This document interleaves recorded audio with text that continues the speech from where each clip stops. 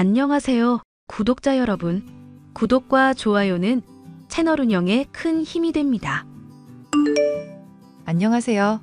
저는 40대 주부로 아들과 딸 하나를 키우며 남편과 행복한 결혼 생활을 하고 있었는데요. 개념 없는 동서로 인해서 결혼 생활 내내 힘들어하다가 최근에야 해방이 되어 편한 생활을 하고 있습니다. 제가 어떻게 동서로 인한 힘든 결혼 생활에서 벗어날 수 있었는지 사연을 얘기해 보려고 해요. 형님, 저 임신했는데 어떻게 명절에 애들 옷 사입히라는 식으로 돈 한 푼을 안 주실 수가 있어요? 그이는 아주버님네 힘들다고 따박따박 명절 때마다 애들 챙겨주고 그랬었는데 오히려 더 연장자인 쪽이 이렇게 저희를 홀대하니 기분이 안 좋네요.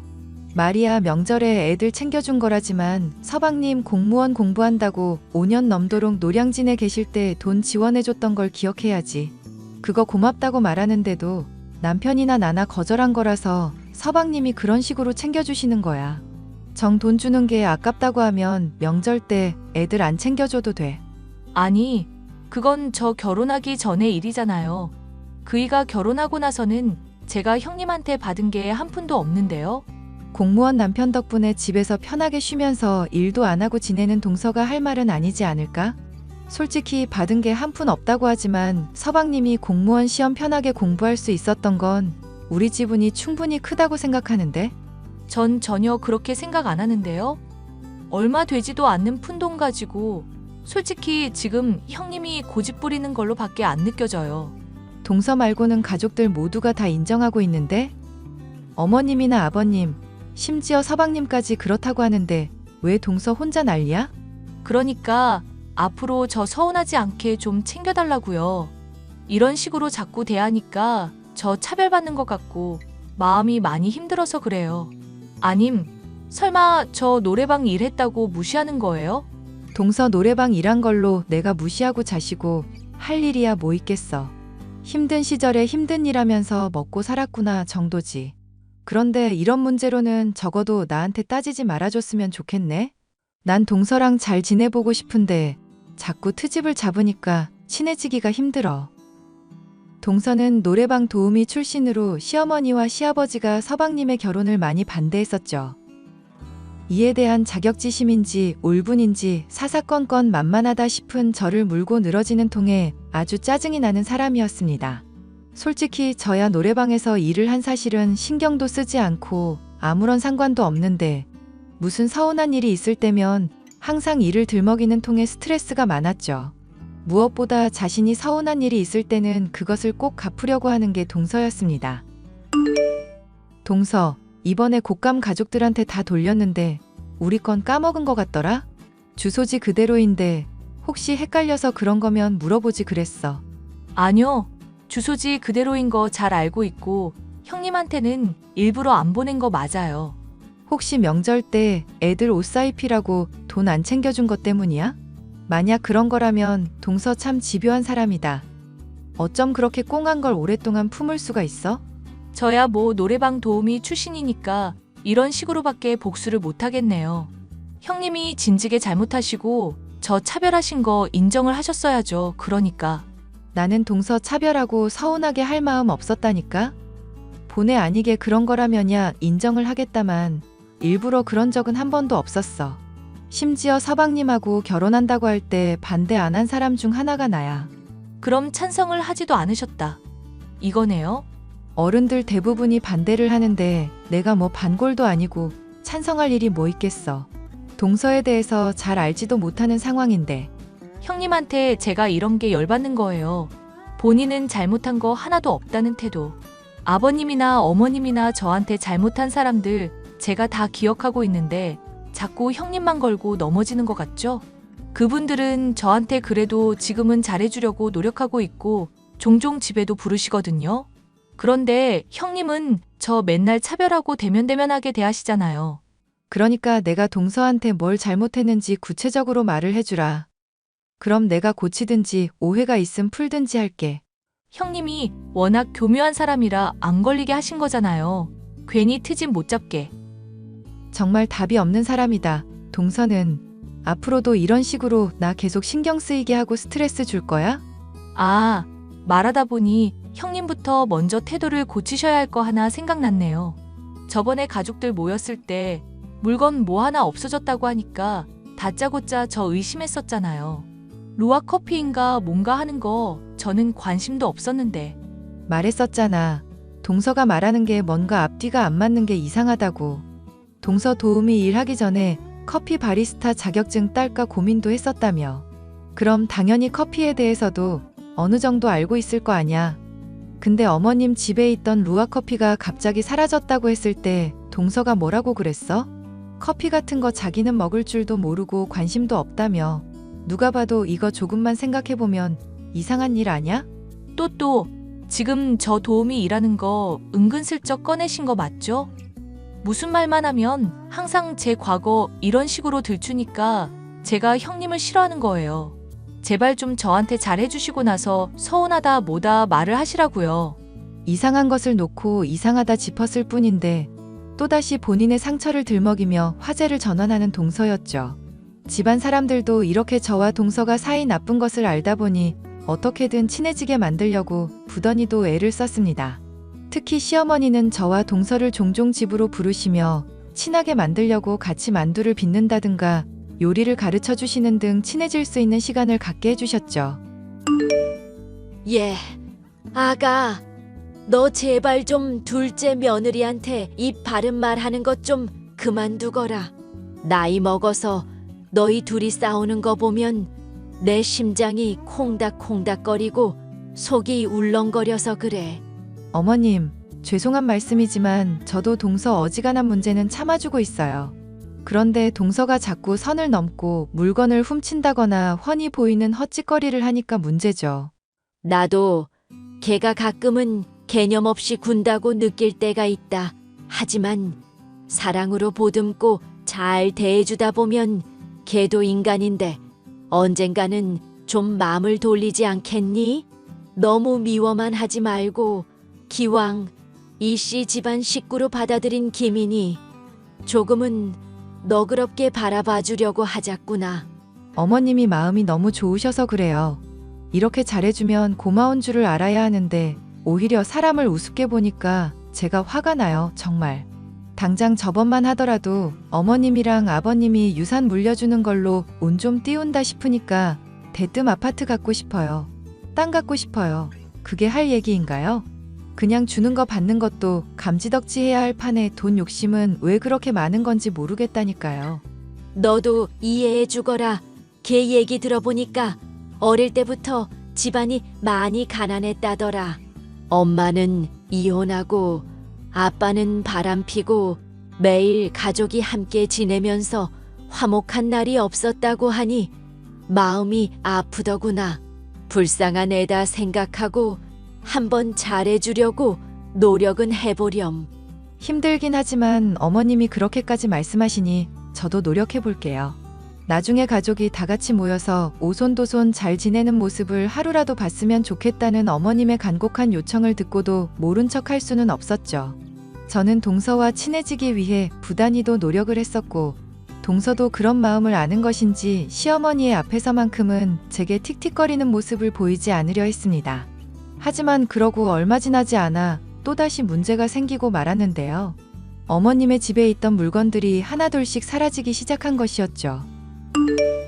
어머님, 죄송하지만 동서한테 도벽이 있는 것 같아요. 귀신이 훔쳐가는 게 아니고서야 이렇게 자꾸 물건이 사라지는 게 말이 안 되잖아요. 괜찮다. 아직은 뭐 귀금속이며 비싼 물건들은 안 건드는 거 보니 필요해서 가져갔겠지. 내버려두면 언젠가는 뉘우치고 돌려주든지 할 테니까 신경 끄도록 해라. 어머님이 아버님이랑 노력해서 얻은 재물인데 집안 도둑년한테 그걸 다 뺏기도록 내놓아서야 되겠어요? 말을 해서 알아들을 종자였으면 제가 겁을 줬을 때 나중에라도 실토를 했었겠죠. 당장 지금만 해도 어머님이 저랑 친해지라고 부른 건데 또 도둑질이라니 이건 정말 상상도 못할 일이네요. 사실 아들 진우도 이거 짐작은 하고 있는 모양이더구나. 무슨 우울증인가 치료하고 있다는데 주기적으로 뭔가를 좀 훔쳐줘야 스트레스가 풀린다고 해서 눈 감아 달라고 하니 내가 뭐라 따질 일이 아니겠다 싶구나. 세상에, 서방님께서도 이미 그럼 알고 있으셨대요? 저는 당연히 모르는 줄로만 알았죠. 그러니까 너도 모른 척 해다오. 따지고 보면 걔가 훔쳐가는 것들만큼 내가 뭐 주려고 할 때마다 뺏어 주고는 있다. 그걸 또 차별이라고 생각하는 모양이기는 하다만. 어머님이 이렇게 모른 척 배려하는 줄 알면 동서가 이러지는 않을 것 같은데요. 아님 제가 넌지시 귀띔이라도 해볼까요? 그러지 마라. 일단 걔가 정서적으로 안정화될 때까지 지켜보겠다고 둘째한테 약속을 이미 해뒀다. 너도 지켜보면서 스트레스야 많이 받겠지만 그러려니 하고 넘어가렴. 서로 많이 친해진 것 같으니 같이 부르는 일도 차츰 줄이려고 하마. 알겠어요, 어머님. 사실 저만 동서에 도벽이 있다는 걸 알고 있는 줄 알았는데 그건 서방님이나 어머님 역시도 마찬가지였죠.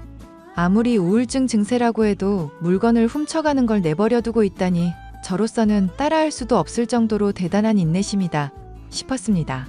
하지만 저는 어머님을 존경했고 그 관대함을 조금이나마 배워보고자 하는 마음에 동서의 도벽에 대해서도 같이 눈을 감고 있었는데요. 저로서는 도저히 참기 힘든 일이 나중에 터지고 말았습니다. 바로 어머님의 금고가 털리고 그 안에 폐물들 몇몇이 제 가방에서 발견된 일이었죠. 제가 물건을 훔쳤다고 의심을 받았지만 다행히도 서방님을 통해 바로 진실은 드러났죠.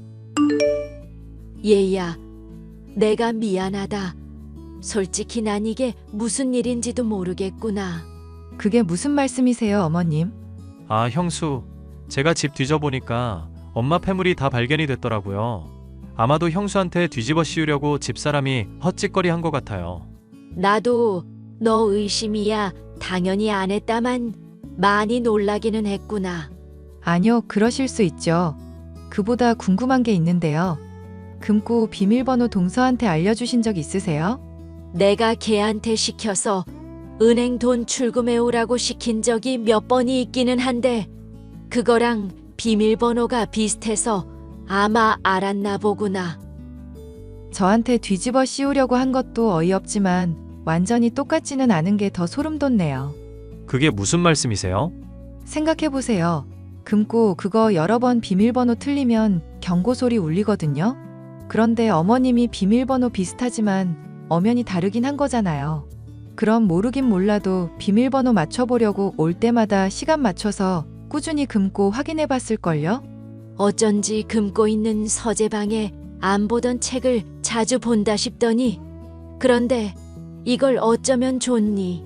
너한테서 폐물이 발견됐고 증거는 없는 상황이잖니. 걔 지금 완전 너한테 다 뒤집어 씌울 기세로 여기저기 알리려고 벼르던 거 간신히 말려놨다. 물론 어머님이나 서방님이나 제 편 들어주시기는 하겠죠? 솔직히 저는 금고 비밀번호 알지도 못하고 알았다고 해도 이렇게 열어보지도 않았을 테니까요. 내가 널 믿지 누굴 믿겠니? 저도 형수님 믿습니다. 그래서 말인데 집사람하고 잘 얘기해서 진실 한마디만 하라고 얘기 좀 해주시면 안 될까요? 그게 무슨 말씀이세요, 서방님? 집사람 우울증 핑계로 물건 훔치고 매일 거짓말하는 거 지긋지긋하네요. 이제 엄마랑 형수한테까지 이러니까 저도 참지 않으려고요. 형수님이 추궁하는데도 거짓말하면 저 그냥 이혼할 생각입니다. 예. 너 정말 괜찮겠어? 그렇게 반대하는 결혼 힘들게 해놓고선 이혼이라니? 서방님도 많이 생각하고 말씀하신 거겠죠. 좋아요. 그럼 동서가 저한테 뒤집어 씌우려고 했던 이유 한번 알아내 볼게요.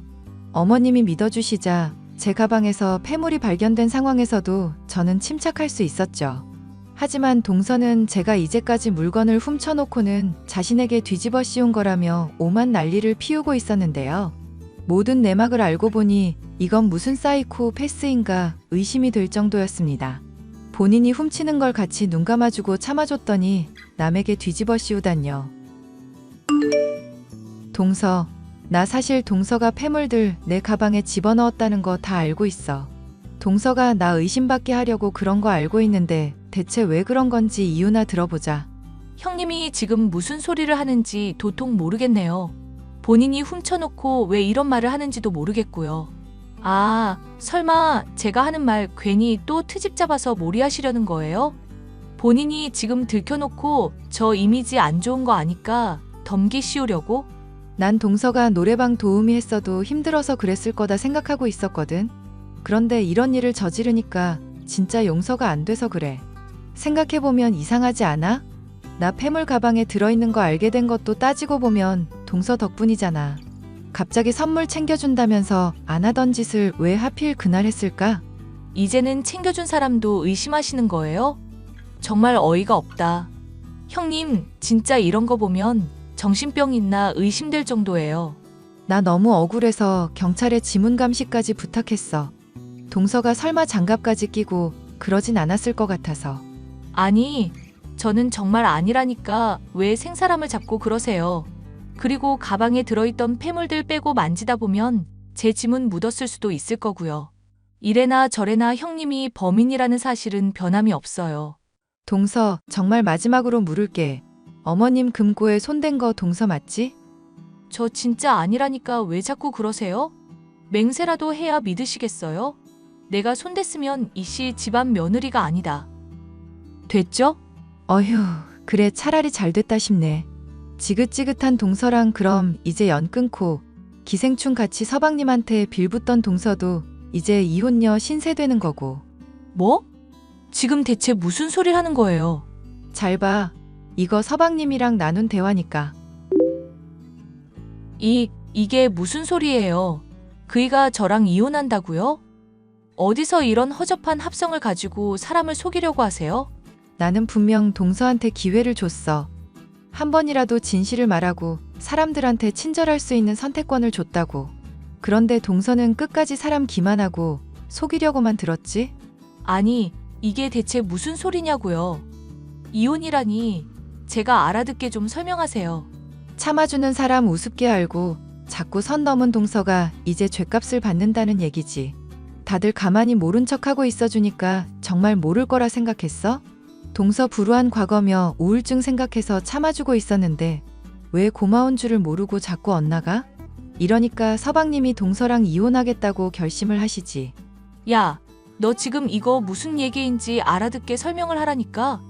왜 자꾸 너 하고 싶은 말만 하고 묻는 말에는 대답을 안 하냐고. 너 이제 인생 망했다고. 이 술집년아. 뭐? 너 지금 말 다 했니? 술집년? 술집년을 술집년이라고 하지 뭐라고 하겠냐. 사람 고쳐 쓰는 거 아니라는 말에 딱 들어맞는 예시네. 하여튼 이혼 축하하고 앞으로는 두 번 다시 보지 말자. 이 미친년아.